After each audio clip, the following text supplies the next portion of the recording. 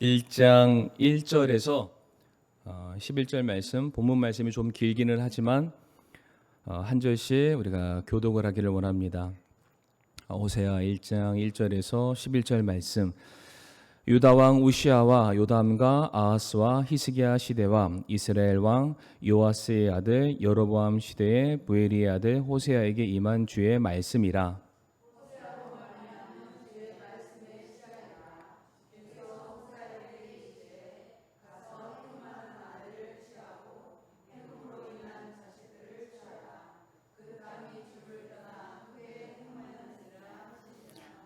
이에 그가 가서 디블라임의 딸 고멜을 취하니 그녀가 쇠퇴하여 그에게 아들을 낳으니라.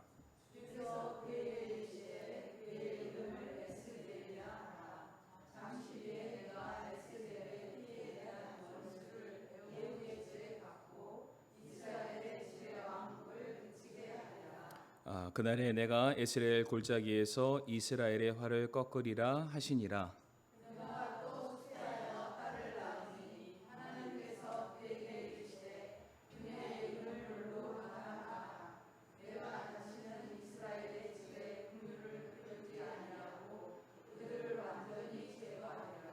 그러나 내가 유다의 집에는 긍휼을 베풀고 주 그들의 하나님으로 말미암아 그들을 구원하며 활이나 칼이나 전쟁이나 말이나 기병으로 그들을 구원하지 아니하리라 하시니라.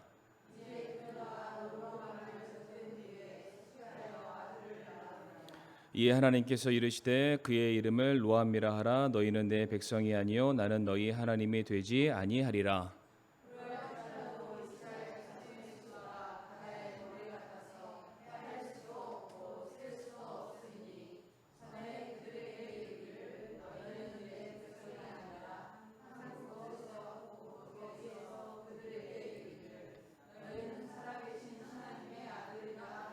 같이 읽겠습니다. 그때 유다 자손과 이스라엘 자손이 함께 모여 자기들을 위해 한 머리를 정하고 그 땅에서부터 올라오리니 이는 이스라엘의 날이 클 것이기 때문이라.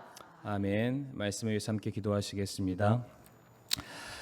하나님 아버지 감사합니다. 또 저희들 이 시간 또 귀한 또 예배의 시간 또 하나님의 말씀을 듣는 자리에 모였습니다. 특별히 오늘부터 새롭게 시작하게 될 소선지서 또 하나님 또 호세아 말씀을 또 저희가 보면서 시대를 분별하길 원하고 우리들의 영적인 상태를 돌아보기를 원합니다. 아버지 하나님 말씀을 통해서 저희들을 가르쳐 주시고 깨우쳐 주시고 돌이켜서 주님께서 보시기에 합당한 주의 거룩한 백성들이 될 수 있도록 저희들을 하나님 가르쳐 주시고 인도해 주시옵소서. 이 귀한 예배 시간을 온전히 주님의 손에 맡겨드리올 때에 모든 말씀 살아계신 우리 구주 예수님 이름으로 기도를 드리옵니다. 아멘. 자리에 앉으시겠습니다. 이제 오늘부터 이제 소선지서 시리즈를 함께 이제 하려 합니다. 특별히 이제 주일 오전에는 가능하면은 이제 신약을 주제로 함께 말씀을 나누기를 원하고요. 또 어떠한 날에는 또 절기에 해당되면은 그 특별한 또 절기에 대한 말씀을 또 나눌 예정에 있습니다. 그리고 주일 오후에는 가능하면 이제 주제별 설교죠. 상황에 따라서 현재 이슈에 맞는 어떠한 사건이나 필요한 부분들을 나눌 예정에 있고요. 특별히 수요 예배 시간에는 가능한 한 구약을 중심으로 다루려고 합니다. 특별히 이제 오늘부터는 저희들이 호세아에 대해서 함께 말씀을 나누게 될 텐데 오늘은 그 이제 개론적인 시간이 되겠습니다. 이제 개론이자 호세아 전체를 이제 다루게 될 하나의 큰 주제, 하나님의 사랑에 대해서 우리가 좀 살펴보기를 원하는데요. 호세아, 이 이름은 여호수아와 예수님과 똑같은 이름이라고 합니다. 그 이름의 뜻이 하나님은 구원이시다, 하나님께서 구원하신다라는 의미를 가지고 있습니다. 이 호세아 선지자 혹은 저희들이 대언자라고 말을 하는데요. 이 대언자가 활동했던 시기는 이스라엘이 남유다와 북이스라엘로 나뉘게 된 시점을 기준해서 약 한 200년 정도 지났을 바로 그때에 호세아 대언자가 활동을 하게 됩니다. 오늘 본문 1절에도 그가 어떠한 왕 때 섬겼다라고 나와 있는데요. 바로 여로보암 북이스라엘의 선지자로서 호세아가 활동을 하게 되죠. 특별히 이제 말씀을 안 보여주셔도 되고요. 특별히 북이스라엘에는 2명의 선지자 혹은 대언자가 있었는데 오늘 본문에 나오는 호세아라는 한 사람이 있고요. 그리고 우리가 이제 알고 있는 아모스라는 선지자가 있습니다. 단 2사람만 존재를 하는데 예를 들어서 아모스의 경우에는 그 출신이 남유다 사람입니다. 근데 그가 남유다 사람임에도 불구하고 하나님의 명령에 순종해서 북이스라엘로 올라가서 하나님의 말씀을 대언을 하게 되죠. 그러니까 순수한 차원에서의 북이스라엘의 선지자 대언자는 호세아 한 명뿐이었다라고 해도 틀리지가 않을 것입니다. 호세아 당시 우리가 시대적인 배경이죠. 영적인 상황을 알 수 있는 말씀이 오늘 본문 1절에 기록되어 있는데요. 우리 1절 말씀 우리가 읽었지만은 본문의 이해를 돕고자 다시 한번 우리가 한 목소리로 읽어보기를 원합니다. 1절 말씀 같이 읽겠습니다. 시작.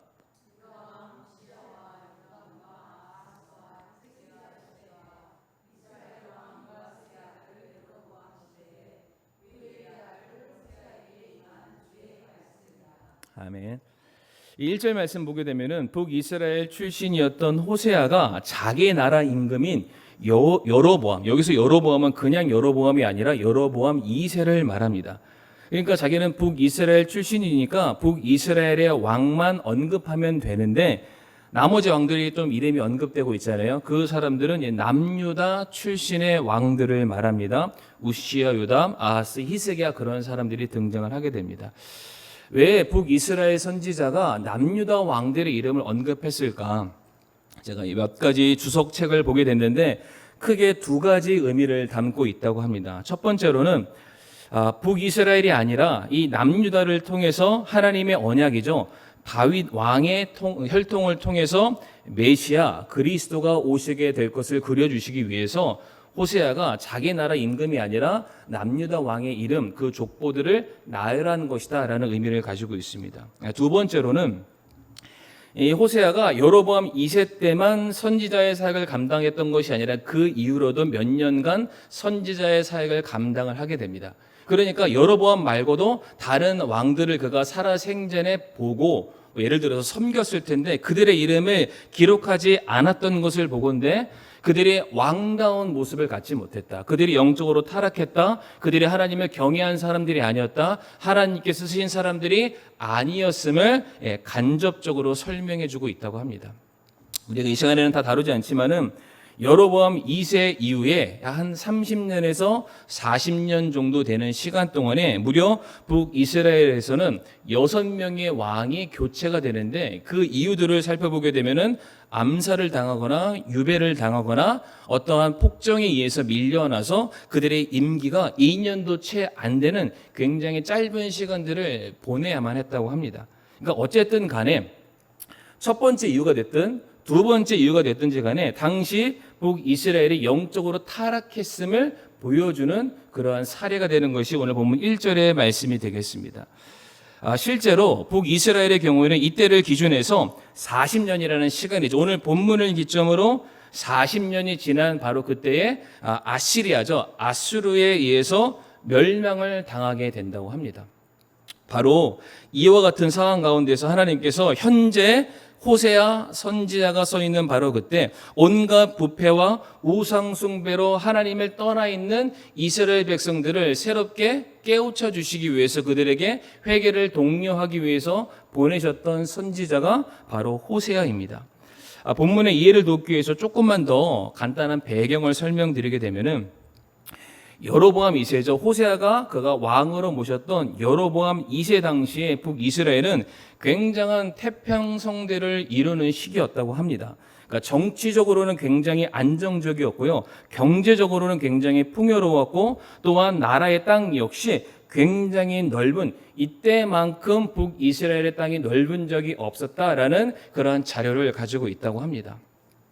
다시 말해 모든 북이스라엘의 백성들이 지금 등 따시고 배부른 삶을 살고 있는데 성도님들 이와 같은 삶을 살게 되면은 당연히 뒤따라오는 영적인 모습이 어떤 것일까요?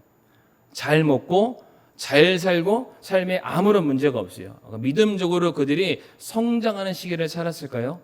전혀 그렇지가 않습니다. 이때 당시 온갖 부패와 우상 숭배가 동시에 만연하게 됩니다. 사실 삶의 기근이 임하고 고난이 다가오고 질병이 다가올수록 사람들이 사는 게 너무나도 힘들어서 믿음에서 떠날 것 같지만 오히려 그러한 순간이 되면 될수록 더욱 하나님을 붙들고 간절히 메어 달리는 게 우리 인간들입니다. 대신에 반대로 모든 것이 풍족하게 되었을 때, 모든 삶에 문제가 없을 때, 그래서 오히려 감사가 넘쳐야 되고 기쁨이 넘쳐야 될 것 같은 바로 그와 같은 상황 가운데 우리들의 인간의 모습이 어떻게 드러나냐면 오히려 하나님을 떠납니다. 왜? 하나님을 찾지 않아도 내 삶에 아무런 문제가 없으니까요. 하나님께서 내게 주시는 은혜가 없어도 먹고 살만하니까 오히려 하나님을 떠나고 내게 더 많은 내 기쁨을 챙겨주는 세상을 선택하고 세상을 사랑하고 세상을 향해 떠나가는 모습을 볼 수가 있습니다. 바로 이게 오늘 본문에 나와 있는 북이스라엘의 영적인 상태다라고 말씀을 드리고 싶은데요. 바로 이와 같은 때에 호세아라는 선지자가 등장을 하게 됩니다. 제가 앞서서 호세아의 이름의 뜻이 뭔지 말씀드렸죠. 호세아 이름의 뜻은 하나님은 구원이시다라는 뜻입니다. 다시 말해서 하나님께서 영적으로 타락해서 하나님을 떠났던 북이스라엘과의 관계를 회복하기 위해서 호세아를 보내신 거예요. 그들이 그렇게 살다가는 하나님의 구원이 아니라 심판을 받고 나라가 멸망당하게 생겼는데, 아니 이미 그 멸망은 예정되어 있는데 그것을 알지 못하고 그릇 행하여 각기 제 길로 가는 길 잃은 양과 같은 모습을 봤을 때 너무나도 하나님이 안타까우셨던 거예요. 그래서 하나님이 그들이 범죄하였음에도 불구하고 그들이 스스로 하나님을 떠났음에도 불구하고 하나님은 그들을 내버려 두지 않으셨습니다. 그들을 홀로 두지 않으셨어요. 하나님이 끝까지 그들을 책임져 주시기 위해서 많고 많은 하나님의 사람들이 있었을 텐데 누구를 보내시냐면은 호세아라는 사람을 보내요. 그러니까 사람들은 우리는 호세아라고 부르잖아요. 그런데 이스라엘 사람, 유대 사람은 호세아를 부르면서 어떠한 의미가 그들의 머릿속에 그대로 박히냐면 하나님은 구원이시다라는 그 의미로 부르는 거예요. 그러니까 하나님께서 당시에 북이스라엘을 얼마나 사랑하셨는지를 볼 수 있는 것이 이 선지자, 대언자의 이름을 통해서도 우리가 얼마든지 확인할 수 있습니다. 특별히 앞에서도 말씀드렸지만은 북이스라엘의 유일한 선지자 호세아. 죄가 너무나도 관영했죠. 남유다와 북이스라엘, 여전히 하나님의 역사적인 흐름과 메시아의 혈통은 남유다를 통해서 오게 되고요. 북이스라엘은 하나님을 배적하고 하나님께 범죄하는 수많은 악한 왕들이 굉장히 많이 있었습니다. 그러니까 생각컨대 북이스라엘은 그냥 버려버리시고 내팽개치시고 그냥 생각지 않아도 되는 그러한 민족들인데 하나님께서 그들을 향해서 여전히 내가 너희들을 구원하기를 원하신다. 우리가 그 하나님의 사랑을 발견을 할 수가 있습니다.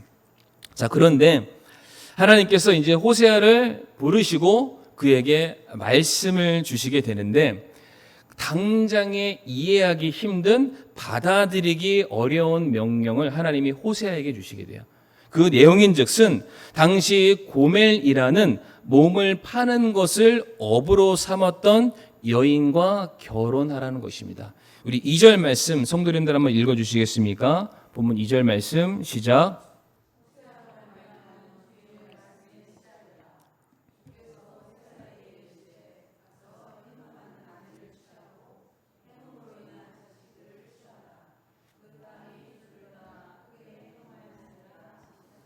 아멘. 내가 과거를 모르면은 결혼할 수 있습니다. 이 사람의 옛날에 어떠한 삶의 행적을 모르고 현재의 모습만 보면은 얼마든지 내 사랑하는 아내요 부인으로 삼고 결혼할 수 있는데 오늘 본문 말씀 보게 되면 행음하는입니다. 그러니까 현재적으로 과거에 한번 있었던 단일적인 사건을 말하는 것이 아니라 현재에도 자기 몸을 돈의 노예로 삼아서 몸을 팔았던 바로 그 여인이죠. 성도님, 이게 상식적으로 맞지 않는 그런 말씀이라는 것은 잘 아실 텐데 호세아의 직분은 선지자고 대언자입니다. 그러니까 대언자라는 것은 하나님의 말씀을 선포하는 사람이고요. 진리의 말씀, 공의의 말씀. 그러니까 그 안에 죄에 대해서 모든 사람들에게 돌이켜서 의를 향해야 된다. 책망의 말을 선포하는 사람이 당시의 선지자요, 대언자였습니다. 근데 그러한 사람에게 행음을 하는 아내와 행음으로 말미암아 잉태된 자녀가 있다는 것은 지금 대언자와 선지자의 사역에 진정성을 막는 그런 행위가 될 수밖에 없습니다. 근데 그런 여인과 결혼을 하라고 하나님께서 명령하시죠. 그런데 레위기에서 21장 7절 말씀 보게 되면 이미 하나님께서 행음하는 여인과는 절대로 결혼해서는 안 된다라는 이미 명령을 이스라엘 백성들에게 주셨습니다. 레위기 21장 7절 말씀 보게 되면 그들은 제사장들을 말합니다. 창녀나 더럽혀진 여자를 아내로 취하지 말고 남편이 버린 여자를 취하지 말지니 이는 그가 자기 하나님께 거룩하기 때문이다라고 말씀을 하십니다. 민족의 거룩함을 지키기 위해서 부름받고 세움받은 사람이 제사장이죠. 그건 그 제사장이 하나님 앞에 그가 제일 먼저 온전하게 갖추어져야 될 일이 무엇이냐면은 민족적인 거룩을 앞서서 하나님께서 그에게 맡겨주신 그의 가족이죠. 한 몸 된 부부 생활이 먼저 바로 서는 것이 굉장히 중요합니다. 그러니까 가정이 바로 서 있지 않으면은, 부부의 관계가 바로 서 있지 않으면은 우리가 밖에서 하는 모든 일들이 다 무너질 수밖에 없습니다. 그런데 단순한 인간과의 관계를 떠나서 하나님의 사역을 대신하는 제사장과 선지자 같은 사람들이 하나님의 말씀에 벗어나서 죄악을 내 벗으로 삼고 타락을 내 부인으로 삼는다는 것은 더더욱 말이 안 되는, 그래서 하나님께서 애시당초 제사장과 같은 사람은 그런 사람들과는 어울려서는 안 된다, 이 세상과 함께 멍에를 매서는 안 된다, 분명히 말씀을 하고 계세요. 그런데 이렇게 친히 명령하셨던 하나님께서 자신의 규례를 어겨가면서까지 호세아로 하여금 부정한 여인과 결혼을 하라라고 명령을 하고 계세요.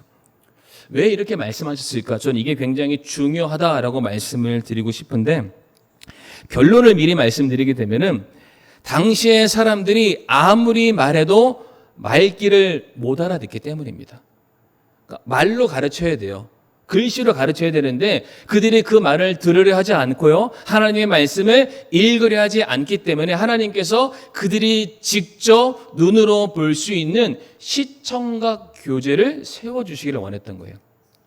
먼저 우리가 호세아서 안에서 당시 이스라엘 백성들의 영적인 수준이 어떠했는지를 살펴보기를 원하는데요. 호세아 4장 12절, 호세아 4장 12절 말씀 우리 성도님들 한번 읽어주시겠습니다. 시작.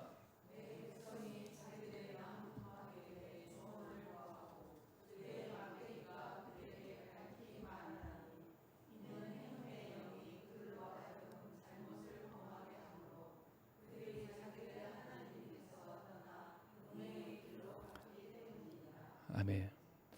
당시 북이스라엘 백성들의 상태를 한 단어로 반복해서 소개하고 있는 그들이 행음했다라고 말을 하고 있죠. 그들이 영적으로 타락한 거예요. 하나님을 떠난 거죠. 세상을 그리고 우상을 자기의 영적인 신랑으로 그들이 삼았다라고 되어 있습니다. 그들이 영적으로 얼마나 무지했든지 간에 뭐라고 되어 있냐면은 나무 토막에게 나무를 깎아서 어떤 우상의 형상을 만들었는지는 모르겠지만 말도 하지 못하고 움직이지도 못하고 말도 하지 못하는 그 나무 조각을 향해서 그들의 날마다 엎드려 절을 하고 있는 그런 상황이었다라고 말을 하고 있죠. 그러니까 누구도 하나님의 말씀을 듣지 않는 상황, 어떠한 사람도 하나님께 찾아와서 예배하거나 간구하거나 기도하는 그러한 모든 모습들을 살펴볼 수 없는 그런 시기가 바로 호세아 선지자가 세워졌던 바로 그런 때입니다. 그러니까 이와 같은 때에 하나님께서 말만 해서는 안 되겠다. 하나님께서 그들에게 어떠한 메시지를 전달하시고자 하는지, 내가 너희들을 행음 가운데서 어떻게 건져서 고쳐주실 건지에 대한 샘플이 필요하다. 이게 뭐 사자성어 그런 말이 있잖아요. 백문이 불여일견. 말로 해서는 안 되겠다. 내가 어떻게 너희를 건질 것이고 내가 너희를 어떻게 고칠 것이고 어떻게 회복시켜 줄 것인지를 내가 호세아라는 사람을 들어서 너희들에게 보여주겠다. 사랑하는 성도 여러분들, 이 호세아 선지자 한 명을 희생시키고요, 이 호세아 선지자의 삶이 조롱거리가 된다 할지라도 하나님께서는 이 호세아 선지자의 삶을 통해서 하나님께서 작정하신 뜻이 무엇이고 이스라엘을 향한 구원의 계획이 어떠한 것인지를 보여주시기를 원하셨어요. 저는 이 호세아의 삶을 보면서 예수 그리스도의 십자가의 사건이 떠올랐습니다.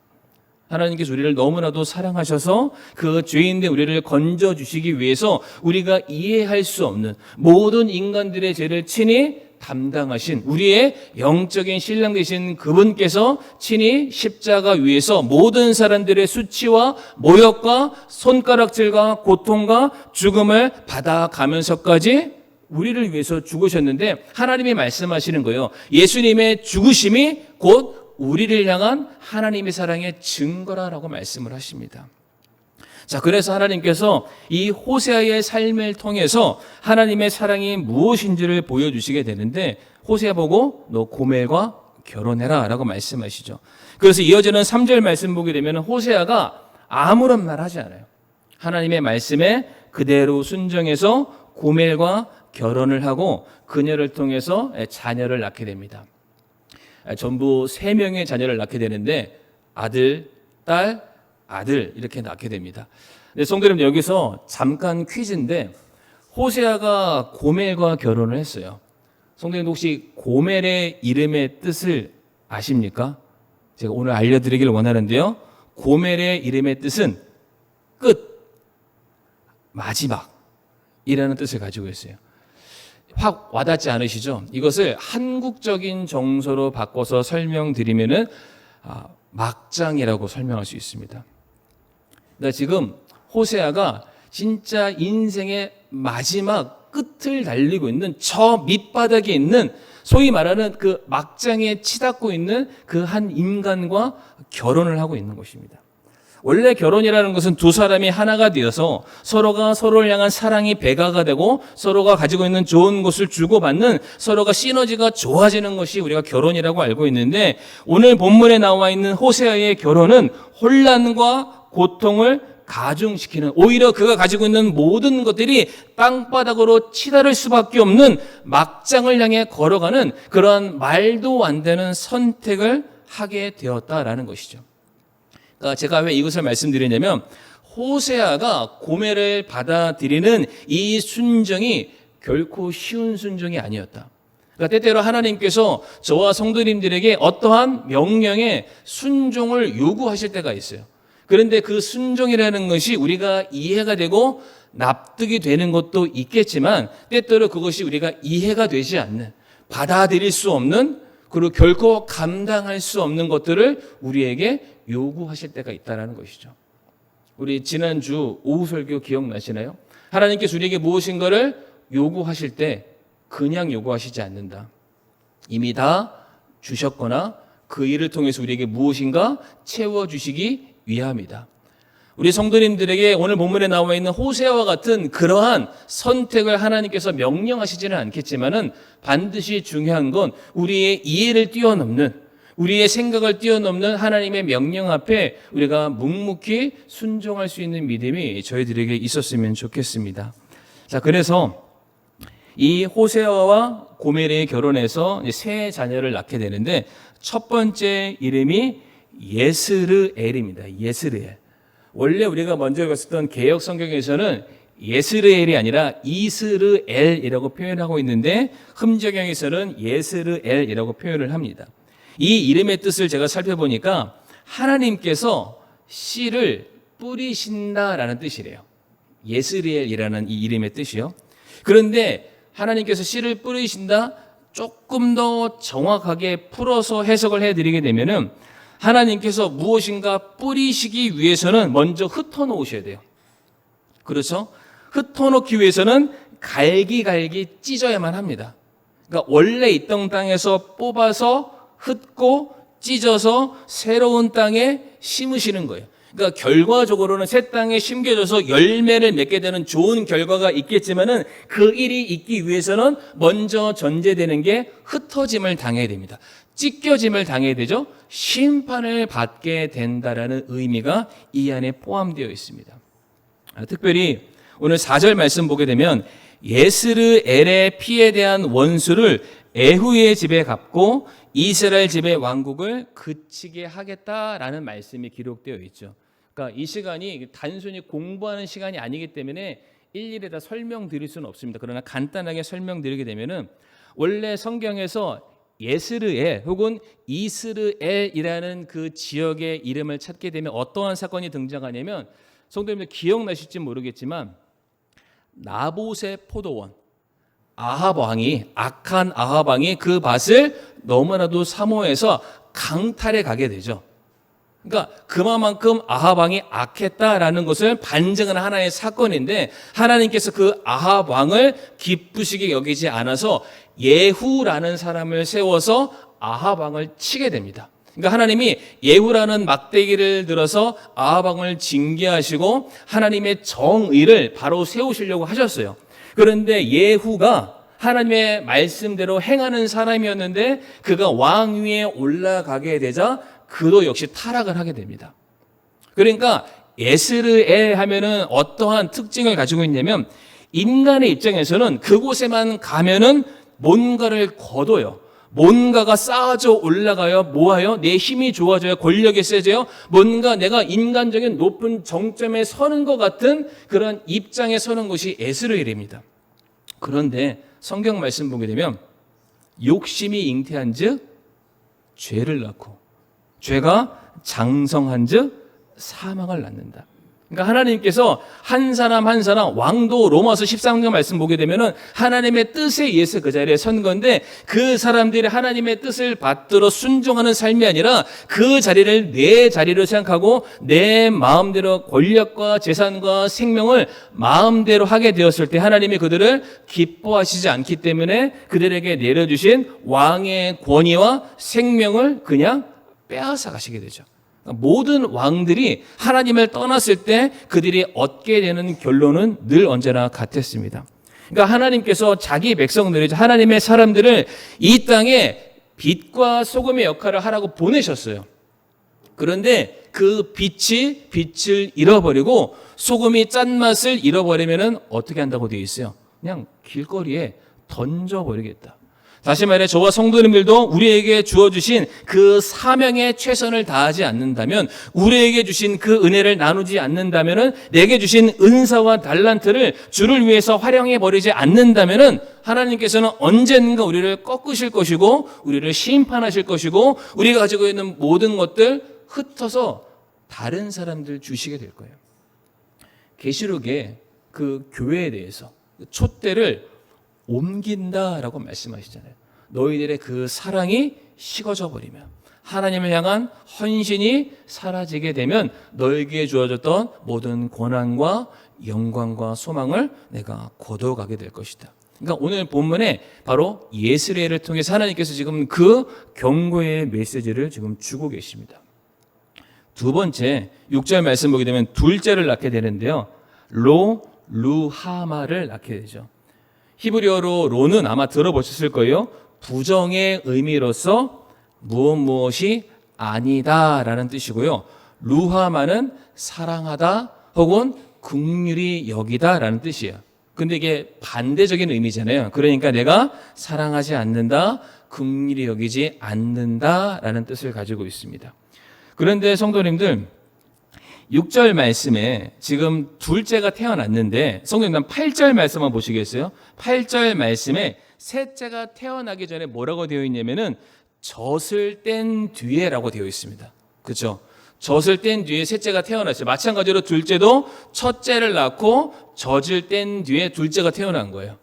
그러니까 일반적으로 젖을 떼려면은 얼마 정도의 시간이 걸리나요? 제가 본 책에 의해서는 한 3년 정도 지나야 아이가 젖을 뗀다라고 되어 있어요. 참고로 저희 아이들은 한 5살 때까지 엄마 젖을 먹었던 것 같은데 우리 성도님들 중에서도 아마 초등학교 들어가면서까지 먹었던 아마 자녀들이 있지 않을까. 뭐 부끄러운 것이 아니니까. 그러니까 일반적으로 한 3, 4년 정도 지나서 둘째가 난 거예요. 셋째도 마찬가지고요. 제가 왜 이런 말씀을 드리냐면 하나님께서 지금 북이스라엘 백성들을 향해서 내가 너희를 흩어버리겠다라고 이미 심판의 메시지를 던지셨어요.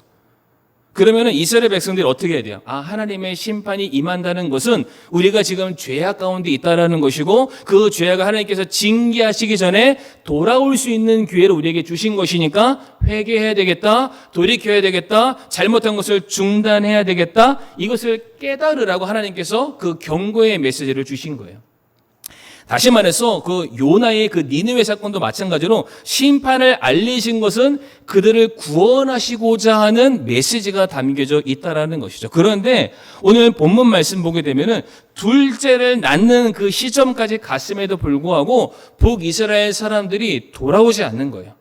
그러니까 하나님께서 그들을 사랑하시니까 돌아오라고 한 번 그들에게 기회를 주셨는데 그들이 돌아올 생각은 하지 않고 여전히 세상을 살아가니까 하나님의 말씀하시기를 너희들 그렇게 나올 거야? 그러면 나 너희들 사랑하지 않을 거야 라고 말씀하세요. 내가 너희들 국리를 여기지 않을 거야. 내가 너희들 루하미 할 거야 라고 말씀을 하시는 거예요. 얼마나 하나님의 그 가슴 아픈 메시지가 이 둘째를 통해서 북이스라엘 사람들에게 전달되고 있는지를 우리가 살펴봐야 됩니다. 성도님들, 이렇게 너무 오랜 시간이 돼서 연애하실 때 잘 기억 안 나시겠지만, 아니 뭐 지금도 마찬가지일 수도 있지만은 사랑하는 남편이 사랑하는 아내가 나 더 이상 당신 사랑하지 않아, 이 말 듣고 아무런 감정이 생기지 않으신다면은 성도님들 문제가 있습니다. 내가 정말로 마음을 다해서 사랑하는 대상한테 내가 더 이상 사랑을 받지 못한다라는 것만큼 가장 큰 충격과 아픔과 상처가 없을 거예요. 그러니까 저는 이것이 하나님이 내가 너희들 매로 때릴 거야, 심판할 거야, 다 빼앗아 갈 거야 라보다 저는 더 큰 징계의 말이라고 생각합니다. 내가 더 이상 사랑하지 않을 거야. 기회가 없는 거예요.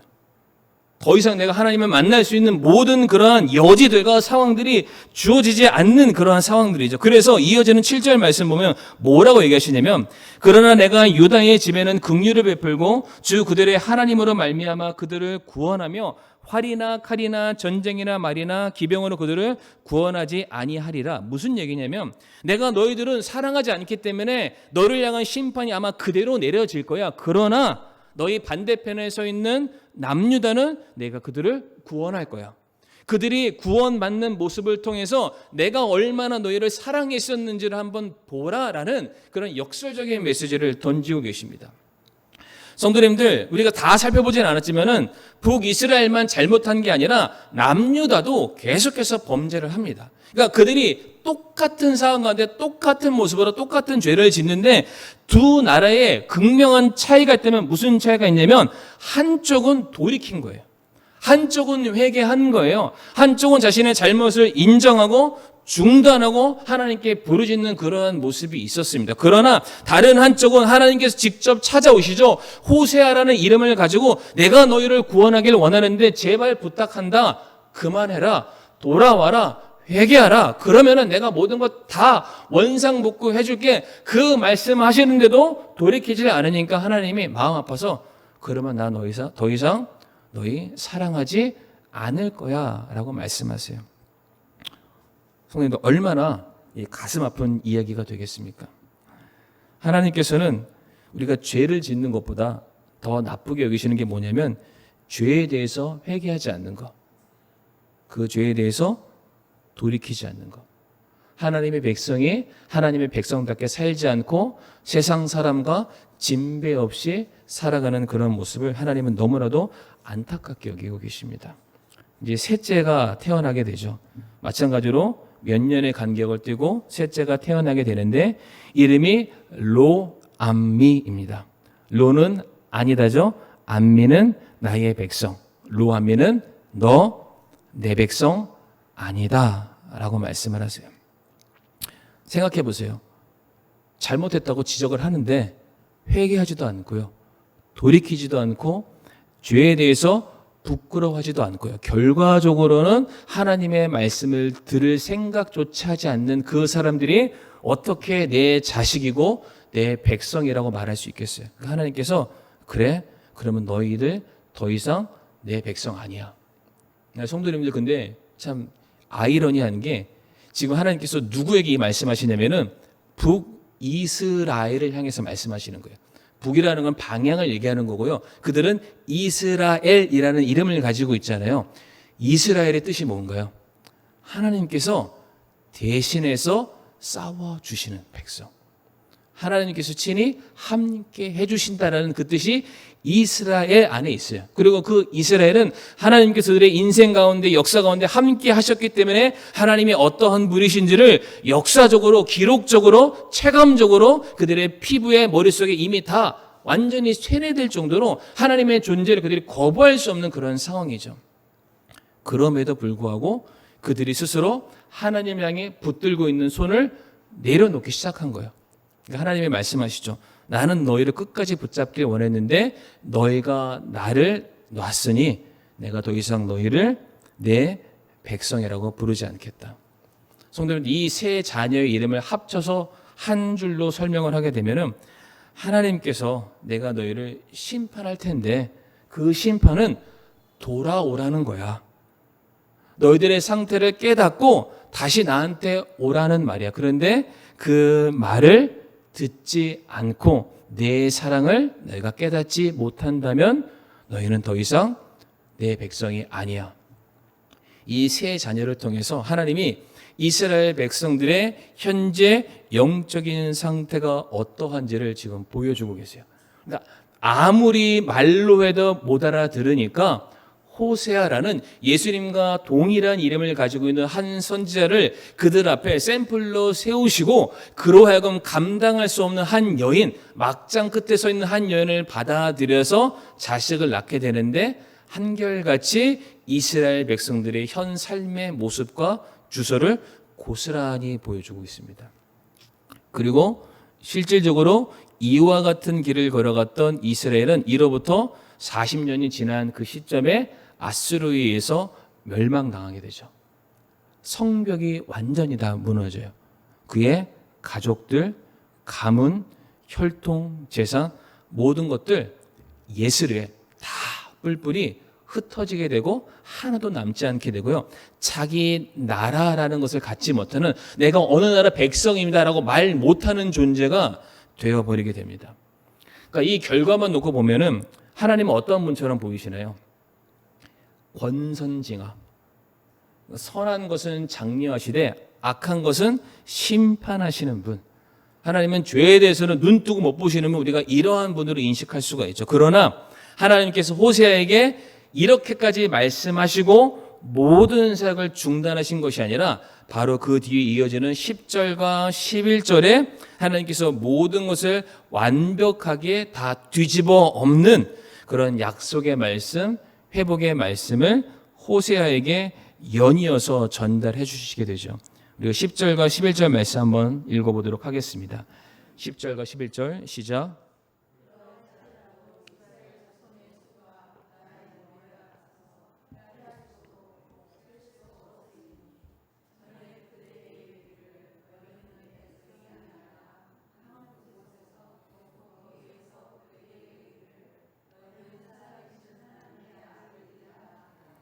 그때 유다 자손과 이스라엘 자손이 함께 모여 자기들을 위해 한 머리를 정하고 그 땅에서부터 올라오리니 이는 이스라엘의 날이 클 것이기 때문이라. 아멘. 분명 흩어버리신다라고 말씀하셨는데 그들을 다시 불러 모으시겠다라고 말씀하시죠. 내가 더 이상 그들을 내 백성이 아니다라고 말씀하셨는데 여기서는 내가 그들을 내 아들이다 라고 말씀을 하고 계십니다. 다시는 안 볼 것처럼 말씀하셨던 하나님께서 마치 손바닥을 뒤집어 엎는 것처럼 모든 말씀들을 새롭게 그들에게 주시게 됩니다. 마치 이 모습이 저는 어떻게 느껴졌냐면 말을 듣지 않는 자녀를 향해서 매질을 하다가 그 부모가 그 마음이 너무나도 아파서 스스로 그 매를 꺾어버리고 매마저 아파하고 있는 그 우는 자녀를 안고 먼저 더 크게 흐느껴 우시는 바로 그 부모님의 모습이 저는 10절과 11절 모습 속에 담겨져 있다라고 말씀을 드리고 싶습니다. 그러니까 하나님께서는 죄에 대해서 반드시 심판하시는 분이시지만 하나님께서는 그 심판으로만 끝내시는 분이 절대로 아닙니다. 물론 죄에 대해서는 용납하지 못하시고 그 죄에 대해서는 반드시 그 죄의 값을 물으시는 분인 것은 맞지만 하나님께서는 다시 회복해 하시는 원래의 상태대로 복된 자로 만드시기 위한 놀라운 구원의 계획을 가지고 계시다라는 것이죠. 이처럼 하나님의 사랑은 언제나 변함이 없고 언제나 신실하십니다. 하나님께서는 언제나 당신의 자녀들을 원래의 자리, 내 자녀, 내 백성, 내 아들, 딸로 다시금 회복시키고자 하는 놀라운 구원의 계획을 가지고 계세요. 우리는 하나만 어긋나면 모든 것이 다 어그러진다고 생각하지만 하나님의 구원의 계획은 저 바다에 깔려있는 수많은 모래알보다 더 많은 놀라운 구원의 계획을 가지고 계신다라는 사실입니다. 모든 것이 갈기갈기 찢어져서 우리 모든 것들이 끝나버린 상황이라 할지라도 하나님께서는 저와 성도님들 단 한 번도 버린 적이 없으시고요. 단 한 번도 포기한 적이 없으시고요. 이미 우리가 썩어져 없어져 버리는 그런 존재이지만은 그런 우리를 다시 닦으시고 다시 이 땅에 심으셔서 우리를 새롭게 하시고 놀라운 열매를 맺게 하시는 분이 우리의 하나님이십니다. 그래서 호세아 6장 1절 말씀 보게 되면은 호세아가 이스라엘 백성들에게 이와 같은 메시지를 전하게 되는데 이것이 호세아서의 굉장히 중요한 키워드 말씀이기도 합니다. 이 말씀 읽고 마치도록 하겠습니다. 시작. 오라 우리가 주께로 돌아가자. 그분께서 우리를 찢으셨으나 우리를 낫게 하시리라. 그분께서 우리를 치셨으나 우리를 싸매어 주시리라. 아멘. 성도님들 그거 아세요? 한번 팔이 부러지고 다시 붙으면 거기는 다시는 안 부러진대요. 저만 알고 있는 사실인가요? 한번 부러져 보셔야 아시나요? 말씀도 그래요. 하나님께서 우리를 찢었지만은 낫게 하신대요. 고작 간신히 낫는 정도가 아니라 완벽하게 회복되고 이전보다는 아마 더 좋은 모습이 되리라고 확신합니다. 우리 사랑하는 성도님들 혹시 하나님과 사이의 관계 속에서 우리 성도님들 혹시 어떠한 이름으로 지금 불리고 계십니까? 혹시 예스르엘이라고 불리십니까? 로루하미로 불리십니까? 아니면 로암미라고 불리십니까? 부정적인 의미가 아니라 하나님께서 우리 성도님들 한 분 한 분 바라보셨을 때 내가 너를 내 자녀로 부르기를 원하고 내가 너를 더 사랑하기를 원하고 내가 너를 흩어버리는 것이 아니라 내가 너를 내 사명을 위해서 이 세상에 보내기를 원한다. 이러한 이름으로 불림을 받을 수 있는 저 우리 사랑하는 성도님들이 될 수 있기를 간절히 바라겠습니다. 이 시간 함께 머리 숙여 우리가 기도할 때에 모든 상황 속에서도 우리를 끝까지 붙드시고 우리를 사랑하시는 우리가 하나님의 말씀 앞에 우리가 기쁨으로 순종할 수 있게 해주시고 잘못한 그 자리에서 회개하면서 돌이킬 수 있는 그런 순결한 믿음을 달라고 이 시간 함께 우리가 머리 숙여 기도했으면 좋겠습니다.